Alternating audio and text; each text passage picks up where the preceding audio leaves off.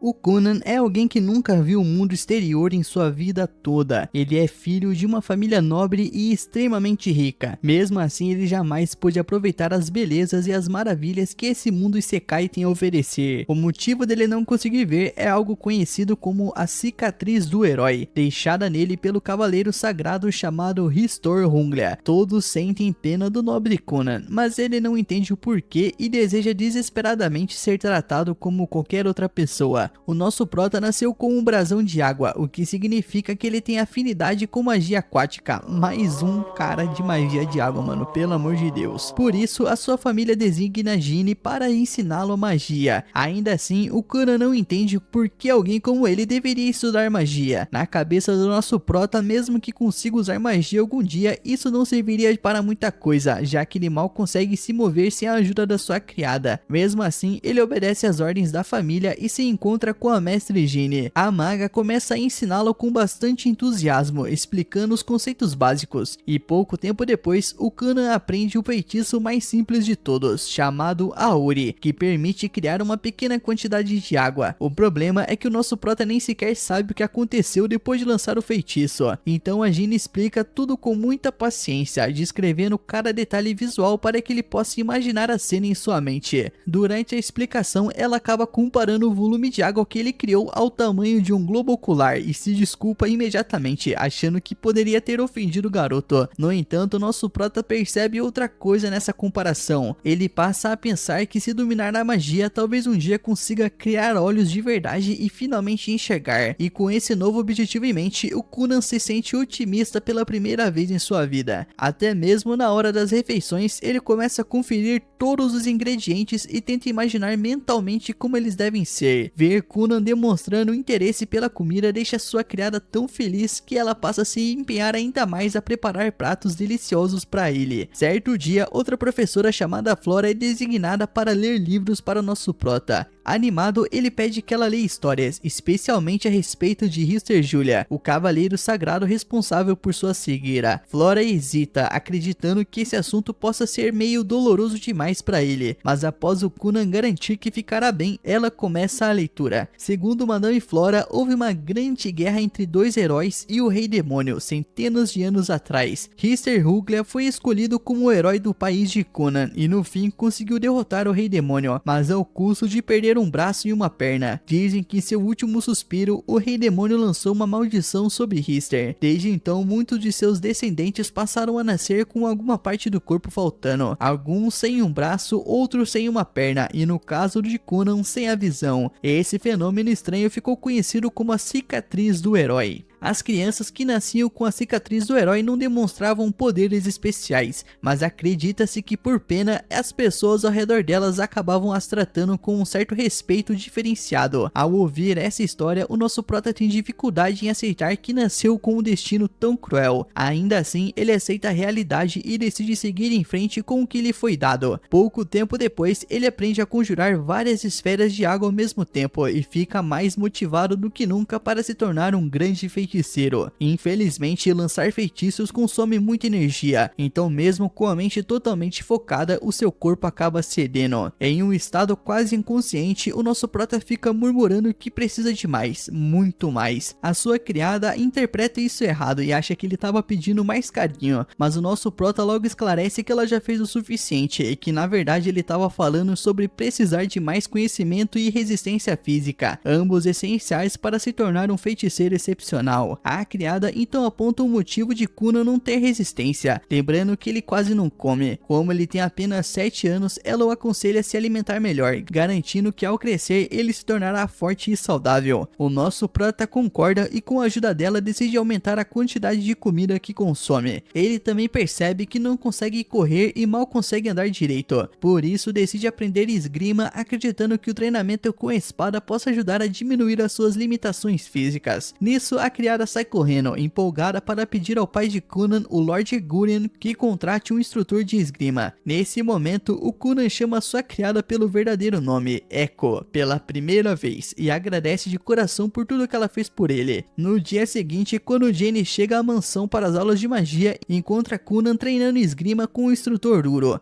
Após Uro se retirar, a Jenny se aproxima, impressionada com o fato do Conan estar fazendo tantas aulas sendo tão jovem. Ela se lembra do primeiro dia em que começou a ensiná-lo, quando o garoto parecia abatido e sem vida. Agora ele exibe um sorriso aberto, mostrando o quanto mudou em tão pouco tempo. A Jenny pergunta se ele não gostaria de fazer uma pequena pausa, já que vem treinando sem parar há horas. O Conan garante que está bem e se prepara para a aula de magia. Nisso, sem perder tempo, a Jenny pergunta se ele ainda se lembra de como conjurar o feitiço Auri. O que ela não sabe é que Conan vem treinando o tempo todo. Por isso, ela fica visivelmente surpresa quando ele conjura com facilidade várias esferas de água ao mesmo tempo. Nesse instante, Jenny percebe que esse garoto é especial e que tem tudo para se tornar o maior feiticeiro do continente. Enquanto isso, no Castelo Imperial, um dos servos reais entra no quarto da princesa Ma e informa que a sua carruagem está pronta. Ela será levada para encontrar o seu noivo, mas Ma odeia a ideia de se casar e não quer ir. Ela acredita que seu noivo pensa da mesma forma e revela que ele não é outro senão Conan. Ela não odeia Conan, mas o jeito sombrio dele e desanimado nunca foi nada atraente para ela. Infelizmente, a guria não tem escolha, já que essa é uma ordem direta do seu pai, o rei. Durante o caminho até a mansão de Conan, Mira explica o motivo do rei ter decidido isso. Pelo visto, Conan é visto como uma figura extremamente importante por causa da sua cicatriz do herói. Então, para agradar o povo do reino, o rei tomou essa decisão puramente política. No trajeto, ela se lembra do primeiro dia em que conheceu o nosso prota.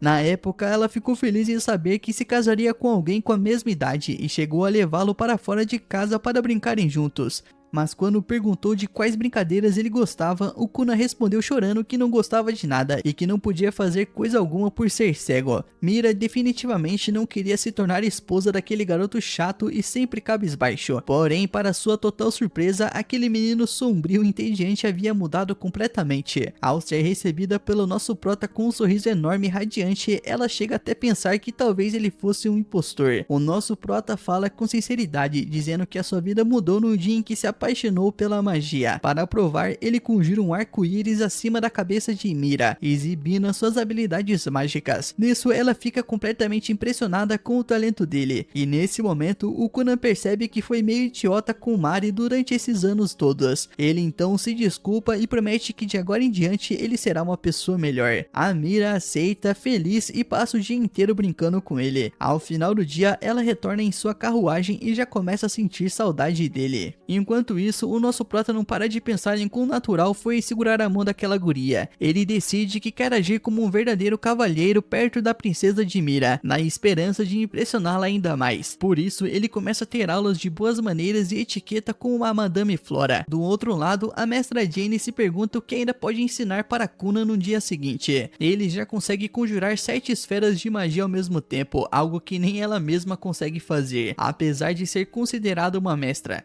Além disso, ele dominou todos os feitiços básicos que ela ensinou. Sem saber mais o que fazer, a Jenny admite para si mesma que não há muito mais que ele possa ensinar. Por um momento, ela pensa em avançar e ensinar magia intermediária, porém seu trabalho era apenas ensinar magia básica, sem contar que ensinar magia intermediária para uma criança de 7 anos pode ser meio perigoso. Mesmo assim, ela não pode simplesmente largar o emprego, já que é paga por hora e tem muitas contas para pagar. Então ela passa a noite quebrando a cabeça tentando bolar um plano sobre o que ensinar para esse pequeno prodígio no dia seguinte. Quando chega na mansão no dia seguinte, a Jenny percebe que Conan mudou mais uma vez. Tentando ignorar isso, ela foca em ensiná-lo a alterar detalhes mais sutis da magia, como a temperatura das esferas de água. Conan tenta fazer isso, e ao modificar as características internas da água, ela passa a ter gosto de suco de maçã. Ao ver isso, a Jenny fica completamente sem palavras. Ela havia passado a noite inteira preparando uma aula de uma semana sobre a alteração da magia, mas o nosso prota entendeu toda a teoria em menos de 5 minutos e dominou a técnica instantaneamente. De qualquer forma, agora o nosso prota consegue sentir as formas e texturas, o que permite alterar as suas magias com precisão. No entanto, ele ainda não entende o que são cores, então não consegue criar objetos mágicos perfeitos. Por isso, define como seu próximo objetivo compreender as cores, e de forma totalmente inesperada, ele começa a senti-las também. Echo corre animada para contar isso ao Lord Gurion, explicando que tecnicamente o nosso prota agora consegue perceber cores. Segundo ela, quanto mais próximo o Kuna está de um objeto, mais claramente ele distingue a sua cor. Funciona como uma espécie de sexto sentido, permitindo até mesmo identificar mudança de cor e ler textos pretos em livros. Gurion fica aliviado e deseja ver o filho novamente,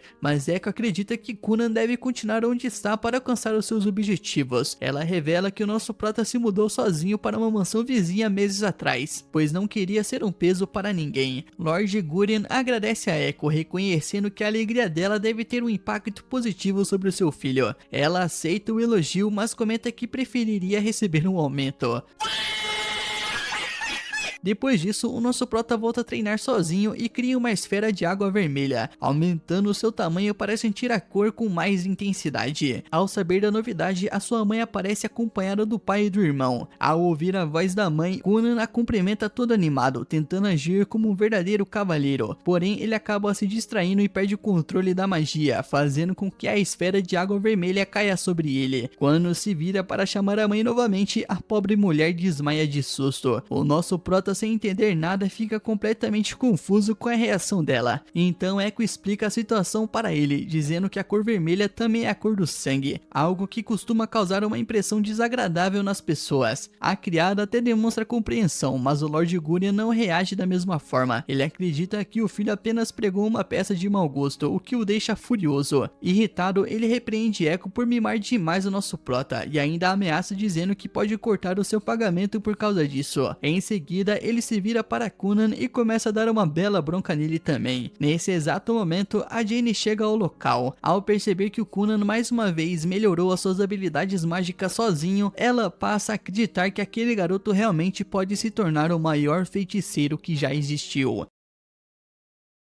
O tempo passa e o menino marcado pela cicatriz do herói agora tem 9 anos. Com isso, Gurion começa a se preocupar seriamente com a educação do filho. Ele chama seu irmão e conta sobre a intenção de matricular o nosso prota em uma escola. O Gurion explica que pretende levá-lo para a escola de nobres, mas o seu irmão levanta uma preocupação importante. O Kuna nunca saiu do castelo desde que nasceu, então talvez tenha dificuldades para se relacionar com outras pessoas fora daquele ambiente. Gurion admite que já havia pensado nisso e justamente por esse motivo decidiu falar primeiro com o irmão. Ele pede que o irmão ajude o Kuna na escola e cuide para que o garoto não enfrente problemas de convivência. Em um flashback, o irmão de Kuna se lembra do dia em que quis sair para brincar com o irmão, recordando como tudo começou naquela época. Naquele dia, Kuna estava preocupado por não conseguir enxergar direito, mas o seu irmão o tranquilizou, dizendo que seguraria sua mão para garantir que ele não caísse. Porém, assim que Kuna deu o segundo passo, o seu pé escorregou e por um segundo o irmão acabou soltando a sua mão, e o resultado foi inevitável, o Kuna caiu. Dá pra imaginar que depois disso ele nunca mais confiaria totalmente no irmão da mesma forma. Mesmo assim, o irmão logo garante a Gurion que continuará segurando o Kuna e que nada mais vai acontecer com ele. Enquanto isso, o nosso prota está com Echo, treinando sua magia como de costume. Ele pratica hidromancia, um tipo de magia usada para encontrar coisas perdidas. Echo brinca dizendo para ele tentar encontrar a juventude dela, mas logo se corrige, afirmando que ela já é jovem e cheia de energia e não precisa disso. Quando ela pede para ele encontrar o seu futuro marido, o Kuna responde que ela é bonita, jovem e vários homens certamente fariam fila por ela. Ele até se interessaria se não fosse um nobre. A conversa descontraída dos dois é interrompida com a chegada de Lady Flora. Como sempre, Lady Flora começa a ensiná-lo sobre as coisas que ele precisa aprender. De repente, ela fica meio pensativa. O nosso prota agora tem 9 anos. Ele já aprendeu muitas coisas e foi educado para ser um verdadeiro cavalheiro. Ela começa a se perguntar se não errou ao treiná-lo dessa forma e se não deveria tê-lo ensinado a ser mais espontâneo e alegre. Kunan percebe que ela está incomodada e pergunta o que houve. Ao olhar para ele tão fofo e adorável, ela sente satisfação por ter participado da formação daquele menino tão especial. Mais tarde naquela noite, Echo leva Kunan até os aposentos principais. No caminho, ela sente muito frio e pede ajuda, e sem pensar duas vezes, o nosso prota cria água morna para aquecê-la e ela se abraça na água, buscando conforto. A água estava mais agradável do que qualquer outra coisa que ele já tinha feito antes, e Echo comenta animada quanto aquilo estava bom. Kunan gosta dos elogios, mas diz que aquilo ainda era só um protótipo. Ela comenta que algo assim seria perfeito para uma boa noite de sono, e ele começa a pensar em criar uma cama com a mesma densidade. Mesmo assim, o nosso prota fica inquieto por causa do chamado de Gurian. Ele pergunta se fez alguma coisa de errado, mas Echo tranquiliza, dizendo que não houve problema algum e que ele apenas seguiu o que aprendeu nas lições envolvendo sangue. Ela lembra que ele só foi até aquele ponto porque ela pediu. Gurian pode não gostar, mas a opinião deles dois é o que importa. Ao chegarem ao castelo, um servo os recebe e reconhece Axlo imediatamente. Ele cumprimenta o irmão e o conduz até o quarto dos pais. No caminho, Ixlo pergunta a Kunan se ele quer que ele segure a sua mão, mas o Kunan recusa. Ele cresceu, entende melhor o ambiente ao redor e consegue andar sozinho. Ixlo lembra dos tempos em que precisava guiá-lo e fica emocionado ao perceber o quanto o irmão mudou. Kunan percebe que o irmão está pensativo e pergunta, mas ele diz que não é nada. No quarto dos pais, Gurian conta que Lady Flora informou que Kunan concluiu todo o conteúdo do ensino básico e que é impressionante. Porém agora ele precisaria frequentar a escola dos nobres. Gurian explica que todos os nobres precisam passar por isso. No caso de Kunan, por conta da sua condição especial, eles haviam conseguido autorização do rei para educar em casa. Ainda assim, não frequentar a escola poderia colocar em desvantagem no futuro. O nosso prota se recusa imediatamente. Diz que não está interessado e como não é obrigatório, ele não quer ir. Ele começa a achar que o pai quer se livrar dele e pergunta se isso tem a ver com as despesas, já que Gurian sempre reclamou dos seus gastos. Gurian nega e insiste que isso é apenas parte das obrigações de um nobre. O nosso prota questiona se é por causa do incidente com o sangue, mas Gurian diz que não. Depois de se acalmar, o Gurian explica que os nobres que não frequentam a escola acabam sendo vistos como inferiores, e que isso poderia até prejudicar a sua noiva Mia. E diante disso, o Kunan muda de ideia e aceita ir. Gurian esclarece que ele não precisará frequentar por muito tempo, apenas comparecer para realizar 4 provas. Mira e Ixlo também fariam os exames, então eles iriam juntos. A mãe de Kunan fica animada e começa imediatamente a preparar tudo. Ao sair do quarto, Gurian chama Ixlo de lado e o alerta que os outros nobres podem sentir inveja ao ver Mira e Kunan juntos. Ixlo garante que vai protegê-los. Mais tarde, Kunan encontra Mirai e conta a verdade. Ela fica empolgada de ir à escola com ele, enquanto Kunan se preocupa com a reação dos outros nobres interessados nela. Mirai não se incomoda e diz que ele não precisa se preocupar, e isso faz o Kunan se perguntar se ela não é popular, mas ela responde brincando que tem vários pretendentes, tanto quanto os dedos de uma mão. Depois de tudo pronto, o uniforme de Kunan fica pronto. Ele o veste e parece alguém da realeza. Echo faz piada e ele responde de forma animada, surpreendendo quem não estava acostumado a ouvi-lo assim. Eles entram na carruagem e o nosso prota usa sua magia da água para estabilizar o caminho. Ele se despede dos pais enquanto a mãe chora na frente da casa. Durante a viagem, Ixlo percebe como o trajeto está suave e reconhece que isso é graças à magia do Kunan. O Kunan percebe que o irmão está preocupado e diz que agora está mais confiante e não precisa mais de toda essa preocupação. Ele lembra da queda na infância e diz que sabe que Ixlo nunca teve culpa. Naquela época, ele se sentia mal com a vida e queria morrer. Agora não, ele decidiu viver e não importa o que aconteça, nem que seja o último humano vivo. Ixlo se emociona com a maturidade do irmão e chega a se perguntar quem é o mais velho ali. Ele acredita que a convivência com Echo teve grande influência nisso. Ao se aproximarem da escola, Kunan percebe primeiro, explicando que agora consegue sentir a presença de outras pessoas. Ao chegarem, Mirai o recebe e o elogia o uniforme dele. A alegria dos dois deixa Ixlo confuso. Ele usa sua magia para captar os sons e as emoções ao redor e percebe que há muitas pessoas ali. Antes ele teria recuado, agora não. Ele se vira para Mirai e pede que ela segure a sua mão e o conduza para dentro como a dama naquele dia. Na escola, a professora Kashi aguarda Kunan, nervosa por saber que ele carrega a marca do herói. Enquanto pensa, ouve comentários sobre como nosso prato é bonito. Kashi logo se apresenta como responsável por guiá-lo. Kunan a cumprimenta com uma reverência elegante, dizendo que só de ouvir aquela voz, ela deve ser uma bela dama, e confusa ela decide ignorar e seguir com as suas funções. O Kuna então se despede de Mirai e Ixlo, prometendo encontrá-los depois. Alguns alunos observam de longe, liderados pelo príncipe Lival, sexto príncipe do reino e irmão de Mirai. Eles comentam sobre Kuna ser o primeiro com a marca do herói depois de 100 anos. Ao perceber o desconforto de Lival, eles mudam de assunto. Kashi leva o nosso prota para o exame de avanço. Ela explica que ele precisará fazer 5 provas em pouco tempo, por ordens do rei e de Gunan. O Kuna admite que isso é favorecimento, mas entende a situação. Cash não se interessa por política e manda ele focar na prova. Ele continua falando até terminar, e quando Cash corrige, fica chocado ao ver que ele acertou tudo. Na hora do almoço, o Kuna encontra Mirai, mas Lival aparece e começa a provocá-los. Para protegê-la, o nosso prota usa sua magia e molha a calça de Lival, fazendo parecer que ele se urinou. Humilhado, o Lival vai embora. Mirai e Ixlo percebem o que aconteceu, mas o nosso prota diz que agora é hora de comer.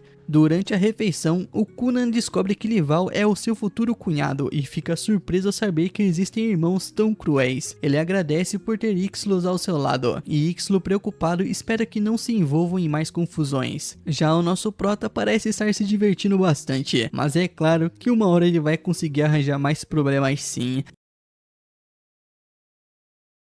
Depois que todo mundo se senta, o Kuna pergunta se alguém sabe por que o Lival estava fazendo tanto escândalo mais cedo, aparentemente sem motivo. A Mirai então explica que provavelmente foi para tentar colocá-la no lugar dela, afinal o Lival é o sexto príncipe e ela é a nona princesa, então na hierarquia real ela estaria bem abaixo dele. Só que o problema é que Mirai está noiva de Kunan, um feiticeiro que possui a marca do herói, o que automaticamente coloca ela em um patamar muito mais alto em termos de status. Provavelmente Lival se sentiu ameaçado com a ideia de ela ultrapassá-lo na hierarquia, então tentou impor autoridade. Mesmo assim, Mirai comenta que ele não parece ser uma pessoa ruim de verdade. Kunan fica com a sensação de que talvez tenha exagerado antes e começa a se perguntar se não deveria pedir desculpas, porém todo mundo corta essa ideia na hora e diz que o Lival mereceu pelo showzinho que ele fez naquele dia. Com o tempo passando, já de volta em casa, o Kunan começa a treinar uma nova habilidade, mudar a textura do gelo para que ele pareça com outra coisa ao toque. Dessa vez ele faz o gelo ter a sensação de uma maçã. A professora fica impressionada, mas diz que ele precisa sentir mais coisas diferentes para conseguir usar uma variedade maior de texturas. Logo chega então o dia da prova final, e ao chegar na escola, Ishio percebe que o Kuna anda tocando muito nos cavalos ultimamente. Ele pergunta o motivo e o Kuna responde que está apenas coletando algumas amostras, o que não faz o menor sentido para Ishio. Pouco tempo depois, a Mirai aparece para cumprimentar a nosso prota, e ele comenta que vai sentir falta de poder conversar com ela na escola o tempo todo, já que aquele é o último dia dele ali. Mas Mirai lembra que eles ainda têm o dia inteiro pela frente, então ele não precisa se despedir ainda. Eles entram na sala de prova e o Kuna fica animado, já que essa é a primeira vez que vai fazer uma prova em sala com os outros alunos. Ao mesmo tempo, ele sabe que vai sentir falta do tempo exclusivo que passava com a professora Cass, quando fazia as provas particulares. Cass diz que mesmo com os outros alunos ainda vai prestar bastante atenção nele, e Shio então nota que os dois parecem bem próximos. O Kuna explica que isso é natural, já que acabou conhecendo muito sobre Cass durante as conversas que tinham nas provas. Nesse momento, alguns alunos se aproximam e pedem para Ixio e Mirai apresentarem o Kuna, já que ainda não tiveram a chance de conversar com ele. Como foram bem diretos, o Kuna se apresenta formalmente. Para ser sincero, ele estava um pouco preocupado, já que ninguém nunca se aproximava quando ele estava com Ishio ou Mirai, e começou a achar que os dois não tinham muitos amigos. Mirai explica que os amigos dela só mantinham distância porque ela pediu para eles não atrapalharem, já que queria passar um tempo de qualidade com o Kunan. Ele fica aliviado ao ouvir isso, porque não saberia o que fazer se Ishio e Mirai fossem completamente solitários. Mesmo assim, ele comenta que pessoalmente ele não se incomoda tanto em ficar sozinho ou não ter amigos. Pouco tempo depois, a prova está prestes a começar, e Lival ainda está no corredor, encarando a janela e bancando o misterioso. Seus capangas avisam que o exame final vai começar, e o Lival diz que é importante demais para se preocupar com isso, até que lembram ele de que se ele perder a prova, ele vai repetir de ano. Aí não tem escolha, né? Enquanto isso, na sala, o nosso prota está passando a mão em um pombo perto da janela, quando Cass anuncia que a prova vai começar, e que todos devem se sentar. Mirai diz que guardou um lugar ao lado dela para ele, mas antes que o Kuna responda, Lival entra no meio dos dois e começa a encarar o Kunan com ódio. Ishio não interfere, mas se lembra de ter ouvido algumas criadas do palácio comentando como o Lival é um desastre, embora nunca falassem isso na cara dele por ele ser da realeza. A razão de Lival agir daquele jeito e estar sempre irritado é porque ele sabe que, apesar do respeito aparente, provavelmente zombam dele pelas costas. No meio desses pensamentos, o Conan simplesmente segura a mão de Lival e se apresenta formalmente. Lival surta, dizendo que não deu permissão para ser tocado, mas o Conan lembra que eles vão ser cunhados no futuro, então deveriam se conhecer melhor. Ele começa a sentir a mão do Lival e, pela textura da pele, conclui que ele deve ter um rosto bonito. Era um elogio sincero, algo que Lival quase nunca recebe. Sem saber como reagir, ele se vira para Mirai e pergunta se tem algo errado com o Conan. Mirai acha a cena engraçada, assim como o resto da sala, e todos começam a rir. No começo, o Lival pensa que estão rindo dele, mas Mirai explica que é porque nunca viram ele tão sem jeito. Lival nega estar envergonhado e manda o Conan soltar a mão dele, mas o nosso prota segura por mais alguns segundos e ainda comenta que a voz dele também soa forte. O Lival já tinha planejado ser hostil para impor domínio, mas agora já não sabe mais como reagir. Cass então chama a atenção de todos e manda se sentarem, pois a prova vai começar. No fim do dia, os testes são corrigidos e a Cass anuncia os resultados. Ela escreve no quadro enquanto todos observam ansiosos, mas acaba relevando que todos passaram e vão se formar. Depois disso, o Conan e Shio entram na carruagem para voltar para casa, enquanto todos se despedem. Conan diz que se divertiu bastante e ainda comenta com Cass que, se ela estiver procurando um namorado, poderia considerar Shio, já que ele é solteiro.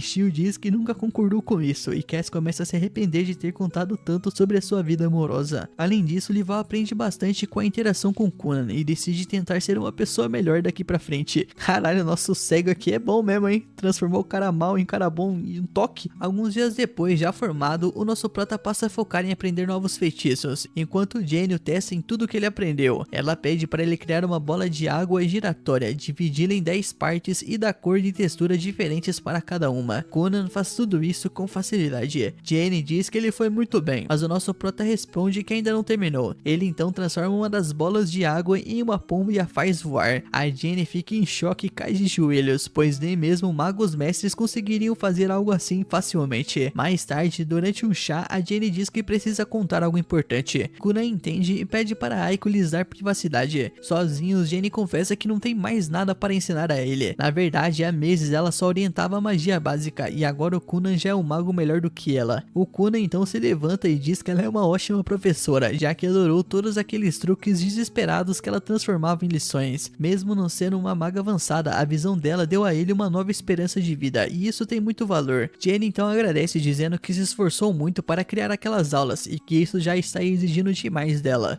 O Conan pergunta se o problema é o salário, sugerindo pedir um aumento ao pai, mas Jenny diz que é justamente o contrário. Ela se sente culpada por receber tanto fazendo tão pouco. O Conan então insiste que as alas dela valem cada moeda, mas Jenny diz que chegou ao limite e que ele merece um feiticeiro melhor como professor. O Conan implora para que ela fique, mas ela realmente não pode mais ajudá-lo. Depois de se despedir, a Jenny deixa a mansão, pensando que o Conan é sem dúvida um gênio e que em breve será um dos maiores magos do continente. Por isso, ela decide treinar ainda mais a sua magia para acompanhá-lo. Na manhã seguinte, a empregada informa Conan de que sua tutora acadêmica, Miss Flora, também pediu demissão. Ele ficou chocado, mas entende, já que concluiu o currículo e se formou na academia nobre. Mesmo assim, gostaria de ter se despedido e decide escrever uma carta de agradecimento. Echo acha a ideia ótima, mas aproveita para pedir que ele pergunte a Flora se ela conhece algum homem solteiro de cerca de 20 anos interessado em casamento. O Conan se sente magoado com a ideia de Echo ir embora, mas ela explica que precisa pensar no futuro e que acredita que ele ficará bem sozinho. O Conan diz que não ficará nada bem. A Jenny então já foi embora. Flora saiu e agora a Aiko também quer partir. Logo, ele pode acabar sozinho.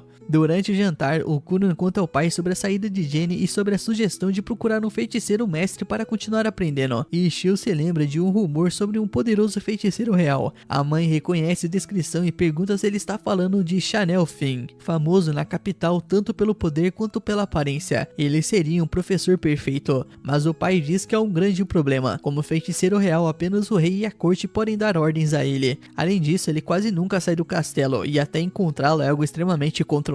As chances são baixas, mas ele promete ao menos falar com o rei. Algum tempo depois, o grão-mestre dos magos, no finalzinho no Castelo Real recebe um relatório sobre um jovem feiticeiro de nível aprendiz pedindo para estudar com o feiticeiro real. E isso é algo praticamente impossível, mesmo para o filho de um nobre próximo ao rei. A aprendiz do grão-mestre, que por acaso é a irmã mais velha de Mirai, gosta do Conan, mas os feiticeiros reais não se deixam levar por status. Inicialmente o grão-mestre pretendia negar o pedido, mas ao ler o dossiê de Conan, ele percebe algo inesperado. Esse garoto pode ser realmente especial. Alguns dias depois, Conan e seu pai seguem para a capital real, já que receberam a permissão de se encontrar com o feiticeiro real. Os dois ficam sinceramente surpresos por isso ter dado certo, afinal quase ninguém jamais recebe uma oportunidade dessas. E se a reunião correr bem, o Conan pode acabar conseguindo um tutor de verdade. O Conan agradece ao pai por ter mexido uns pauzinhos, mas ele responde que não houve nepotismo nenhum. Segundo ele, os feiticeiros reais simplesmente se interessaram por Conan depois de lerem o seu dossiê, embora ele mesmo não saiba exatamente o motivo.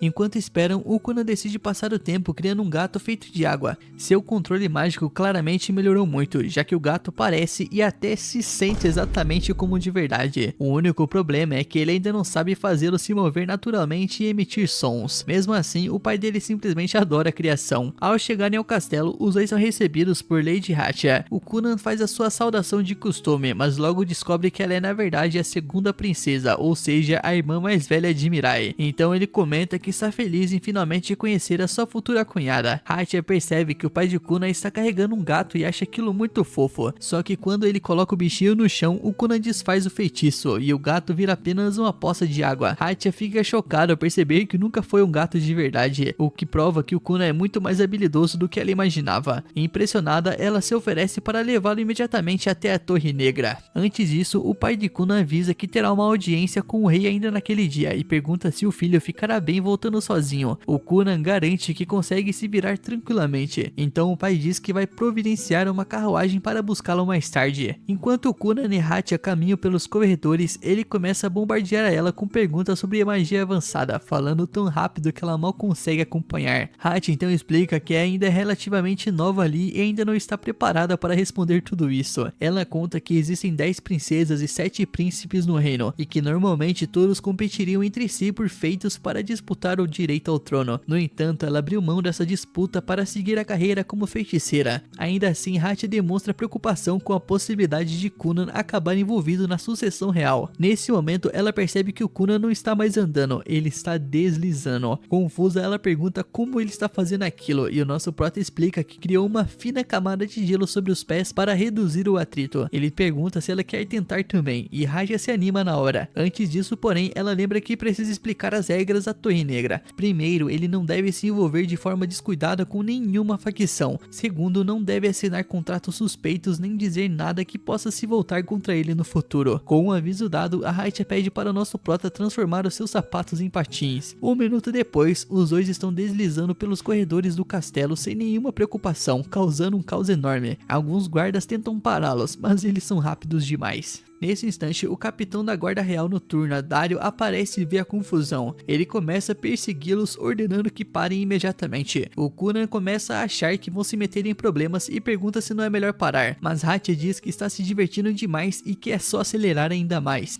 Infelizmente para eles, o Dario nunca pula o dia de treino de pernas. Ele alcança os dois sem dificuldade e depois dá uma bronca gigantesca no pátio. Depois disso, o Conan finalmente é levado para conhecer Akar, o grão-mago. Assim que o vê, o Conan percebe que ele é alguém fora do comum. Akar comenta que ouviu dizer que Conan possui um brasão de água, e o Conan confirma, explicando que fica no seu ombro direito. Ao examinar o brasão, o Akar descobre que ele é de 2 estrelas, algo que Conan nunca tinha ouvido falar antes. Confuso, ele pergunta o que isso significa. Akar explica que existem 7 tipos de brasões, os 4 elementais, além de luz, trevas e corrupção. Eles também podem ser classificações, e 2 estrelas é uma das mais comuns, ficando perto do nível mais baixo. Hatia comenta que ela também é de 2 estrelas, mas com um brasão de vento. E diante disso, o Conan deduz que Akar deve ser bem mais poderoso. Akar pergunta como ele chegou a essa conclusão, e o nosso prota explica que a densidade mágica ao redor dele é muito maior, como comparar um queijo comum com um queijo azul premium. castelo. A Akar acha a comparação engraçada, mas diz que não gosta de ser comparada a um queijo e manda o Conan nunca mais chamá-lo assim. Em seguida, ele revela que possui um brasão de 4 estrelas. Ainda assim, deixa claro que a quantidade de estrelas não define a habilidade, apenas o total de energia mágica disponível. Com a parte chata resolvida, o Akar convida o nosso prota para ir ao pátio, onde a diversão realmente vai começar. Nisso, vários feiticeiros reais se reúnem ali para ver a magia de Conan, já que ouviram falar muito sobre ele. O Akar decide aplicar um teste e chama um feiticeiro chamado Victor, que cria dezenas de bolas de água ao seu redor. A tarefa de Conan é simples na teoria, superar a magia de Victor com a própria. O Conan fica sem palavras, pois nunca tentou algo assim antes. Ele lembra das explicações da Jenny sobre como magia de água permite criar ou controlar água existente, mas nunca pensou em tomar controle da água criada por outro mago. Mesmo assim, ele tenta e começa uma verdadeira disputa pela água. No fim do teste, o Conan consegue controlar apenas 2 bolas e fica decepcionado consigo mesmo. Porém, para surpresa dele, todos dizem que isso foi incrível. Victor não esperava que ele conseguisse controlar nenhuma, muito menos 2. Ele superou todas as expectativas. Mesmo assim, Akar quer ver mais e pede que Conan faça outros testes. Pouco depois, o Conan cria uma enorme bola de água elástica no gramado e Akar se diverte pulando em cima dela como uma criança. O Conan chega até se perguntar se é mesmo apropriado o grão-mestre brincar assim durante o expediente. Nisso, Akar pergunta como ele conseguiu criar aquilo e o Conan explica que é só uma bola de água comum com propriedades extremamente elásticas. Ele até diz que poderia fazê-la quicar até mesmo no segundo andar do castelo. O Akar, porém, diz que já pulou o suficiente por hoje. Logo depois, Hatcher pergunta se o Conan consegue criar outras coisas com água, como pessoas. Ele responde que sim e cria uma boneca de Aiko, embora ainda não saiba fazê-la se mover naturalmente. Ele já tentou fazê-la voar antes, mas ficou assustador demais. Mesmo assim, eles insistem e o Conan faz a boneca voar. O problema é que algumas criadas do castelo veem aquilo pela janela e acham que é um fantasma. O pânico se espalha, os cavaleiros são chamados e todos vão parar no pátio reclamando do tumulto. Por algum motivo, todo mundo tenta colocar a culpa no Victor. O Conan fica desanimado, achando que já foi repreendido 2 vezes só no primeiro dia. O Akar então diz que não adianta lamentar o que já passou e sugere que da próxima vez conversem sobre magia durante o almoço. Nisso, o Conan pergunta se isso significa que ele passou no teste, e o Akar responde que, considerando o quanto ele se divertiu, a resposta deveria ser óbvia. Ele diz que pessoalmente cuidará de designar um feiticeiro real como tutor do Conan, o que deixa o garoto extremamente feliz. Mesmo assim, o nosso prota se preocupa com a possibilidade disso ser interpretado como apoio a alguma facção real. Hachi o tranquiliza, dizendo que os feiticeiros reais não se envolvem em política. Nisso, antes de ir embora, o Akar faz uma última pergunta: qual é o desejo de Conan com a magia? O Conan responde que quer estudar para um dia criar novos olhos para si, mesmo usando magia. Nisso, todos acham isso um objetivo nobre e apoiam o seu sonho. Quando o Conan está prestes a sair, ele encontra seu pai esperando, claramente irritado. Ele ouviu sobre as confusões que o nosso prota causou 2 vezes no mesmo dia e exige uma explicação. Hatya tenta defendê-la, dizendo que a culpa foi dela, mas o pai de Conan afirma que isso não importa. Segundo ele, um feiticeiro sempre é responsável pelas consequências de sua magia. Alguém com poder para matar milhares não pode usar a desculpa de que apenas estava seguindo ordens. Se obedecer causar danos aos outros, então a ordem deve ser recusada. O Conan entende o recado, pede desculpas e promete não repetir o erro. O pai então vai embora, mas o nosso prota planejava jantar com Mirai naquela noite, então ele decide ficar mais um pouco. Falando nisso, Hatya lembra que ele deve ir para outra ala do castelo, pois vai se encontrar com Mirai em alguns minutos. Nisso, o Conan se surpreende com o horário, mas não quer correr até lá e chegar todo suado. Hatya sugere resolver isso com magia. Ela lembra que é uma maga do vento e pode fazê-los voar, desde que tenha uma plataforma. O Conan cria outra bola de água, sobe nela com Hatya e a faz flutuar. Quando estão altos o suficiente, ela usa sua magia de vento para impulsioná-los. A experiência é ao mesmo tempo aterradora e empolgante. O problema é que a Hatya não pensou em como eles iriam pousar. Eles acabam caindo, mas a bola de água amortece o impacto. E infelizmente eles pousam bem na frente de Dario, que não parece nada feliz por pegá-los, causando confusão pela 3ª vez. Enquanto Mirai ainda se arruma, Conan e Hatya levam mais uma bronca.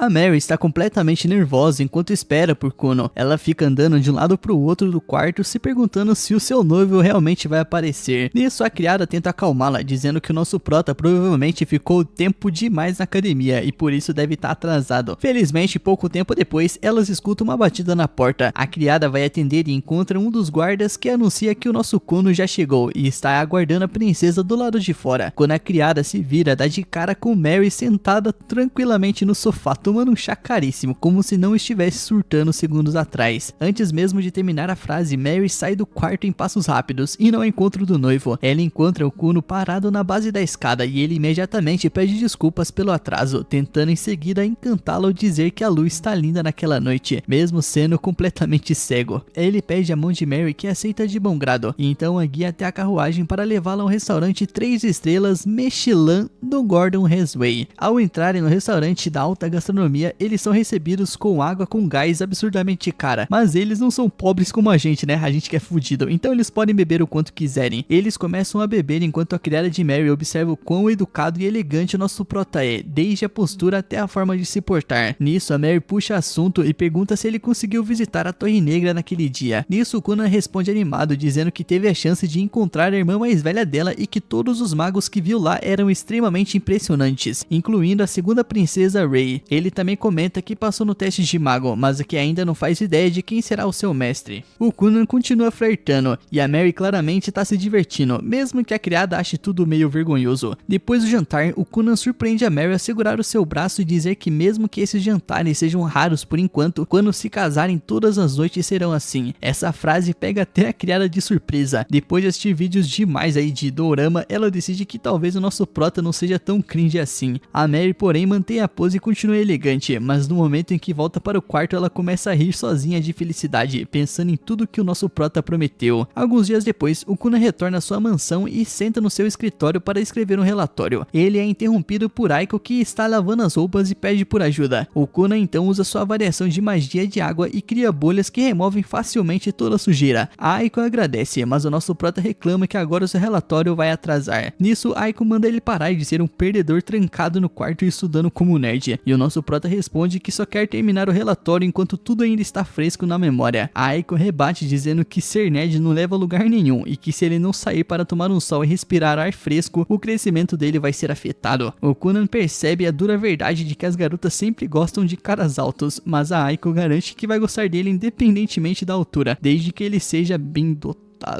Com isso, os dois se sentam à sombra das roupas secando. O Conan pergunta se já receberam a resposta da Torre Negra, já que ainda não decidiram quem será o seu professor. Como se fosse destino, alguns dias depois chega uma carta. Nela é revelado que o absurdamente bonito mestre feiticeiro Zou foi designado como seu novo tutor. O Conan não sabe o que pensar, já que ouviu falar sobre Zou pela mãe. Enquanto isso, a Aiko entra em pânico, dizendo que Zou é o homem mais bonito do continente e já começa a se preocupar em emagrecer e arrumar o cabelo caso ele repare nela. No castelo, Rey vai falar com Mary e conta que Zou foi escolhido como novo tutor de Conan. A Mary fica animada, pois isso significa que o nosso prota aprenderá com o melhor. Rey então suspira, dizendo que queria muito ser a professora dele, já que ele parecia divertido e um aluno interessante. Enquanto caminham pelo corredor, Mary encontra duas de suas irmãs mais velhas, Evie e Lydia. Elas dão um sorrisinho debochado e a Mary congela no lugar. Felizmente, a Rey está com ela e lhe dá coragem. Evie provoca, dizendo que como Mary e Conan ainda não estão casados, ele tecnicamente poderia se apaixonar por outra princesa. A Mary fica logo insegura, mas a Rey se impõe, dizendo que as duas não têm chance alguma com o nosso prota, porque ele não olharia para elas nem se tivesse a visão perfeita. As irmãs então saem furiosas, dizendo que a Rey deveria cuidar da sua própria vida e agir como uma princesa, já que foi repreendida por um cavaleiro 3 vezes no dia anterior. De volta à mansão do Conan, ele toma um chá com a Aiko, pensando em como será o seu novo professor. A Aiko, por outro lado, já está corada só de imaginar o Zou de perto. De repente, uma carruagem para em frente à mansão e a Mary desce dela. O Conan fica surpreso com a visita inesperada e imediatamente começa a flertar, dizendo que precisa se preparar mentalmente para estar perto de uma mulher tão linda. O que ele não sabe é que o Zou ainda está dentro da carruagem, ouvindo tudo aquilo e se perguntando por que diabos foi arrastado para isso. Sem perceber, o Conan continua, comentando até que Mary deve ter trocado de sabonete de tão cheirosa que ela tá. Zou então finalmente sai da carruagem e o Conan sente uma presença absurda no ar. Ele percebe que só pode ser o Zou. Enquanto a Aiko surta por dentro, o nosso prota só consegue pensar em quão poderoso aquele homem deve ser, sentindo a sua aura mágica e densa ao redor dele. O Conan entende imediatamente que o Zou é mais forte do que qualquer mago que ele já viu na Torre Negra, talvez até mais forte do que o Grão-Mestre. Mary nota a expressão dele e pergunta se tá tudo bem, mas o nosso prota ignora. Cumprimenta o Zou e se apresenta. Zou deixa claro que não liga para formalidades e diz abertamente que odeia pirralhos. Aiko Saiko acha a boca suja dele chocante e extremamente atraente, culpa total dos seus doramas. O Zou afirma que não escolheu ser tutor do Conan e que foi basicamente obrigado pelo grão-mestre. O Conan responde tranquilamente que todos estão presos à política e à hierarquia, então não há o que fazer. Dario se apresenta formalmente como guarda de Mary e o Conan pede desculpas pelo problema do outro dia. Eles se sentam para tomar um chá, algo que o Zou detesta, principalmente com Mary e Conan flertando sem parar. Nisso, o Zou perde a paciência e manda os dois se controlarem, dizendo que veio falar de magia, não ouvir diálogos melosos. O Zou decide provocar o Conan e pergunta se ele conhece magia composta. O Conan explica que é uma magia avançada que usa vários feitiços ao mesmo tempo. O Zou sorri e pergunta quantos feitiços ele consegue usar simultaneamente. A resposta o pega completamente desprevenido. O Conan diz que consegue usar 31 feitiços de uma vez e às vezes chegar a 32, mas costuma falhar aí. O Zou fica impressionado e diz que ele próprio consegue chegar a 50, o que surpreende o Conan. O Zou pergunta como o Conan conseguiu ultrapassar o limite dos 20 feitiços, onde quase todo mundo falha. O Conan responde que apenas empilhou vários feitiços juntos. O Zou fica ainda mais impressionado e entende por que tantos magos ficaram irritados por ele ter sido escolhido para ensinar o Conan. Na época, o Zou não entendia o que havia de tão especial com aquele garoto, mas agora ficou claro que talvez nem ele soubesse o quão excepcional o Conan realmente é. O Zou se levanta e manda o nosso prota mostrar do que é capaz, dizendo que não vai perder tempo com alguém que só fala. Ele ainda manda o Conan implorar para que ele seja o seu tutor. A Mary acha que o Conan jamais faria isso, mas está completamente enganada. O Conan se dobra na hora, elogia Zou como o maior feiticeiro do mundo, diz que ele cheira bem e que até um cara hétero poderia se apaixonar por ele. O Zou fica completamente desconfortável e manda ele se controlar, antes de criar uma enorme parede de terra. Ele desafia o Conan a destruí-la da forma que quiser. Conan cria uma cama imediatamente e o Zou se senta para observar, só para apagar na hora de tão confortável. Enquanto o Zou dorme, o nosso prota analisa a parede e percebe que ela tem uma magia extremamente densa, composta mais de 40 vezes. Em vez de se preocupar, ele se senta com Mary para tomar um chá, dizendo que podem esperar o Zou acordar. 2 horas depois, o Zou desperta com o sol se pondo e a parede ainda intacta. Ele pergunta se o Conan desistiu. O nosso prota então responde que só estava esperando. Em seguida, ele caminha até a parede e usa sua água com detergente que lentamente dissolve a terra. O Zou sorri, percebendo que o nosso prota escolheu inteligência em vez de força bruta. Impressionado, ele aceita oficialmente o nosso prota como seu aluno e diz que a partir do dia seguinte irá ajudá-lo em todos os seus experimentos. E esse, meu mano, foi o resumo desse episódio. Episódiozinho bem tranquilinho, né? Pelo menos agora nosso prota tem um professor. Deixa seu like, se inscreve no canal, ativa as notificações para não perder a próxima parte quando sair aqui. Também, mano, comenta a palavra magia pra eu saber que você é brabo, viu até o final e ganhar um coração aí nos comentários. Tamo junto, meu mano, e lembre-se, o Dress Inimes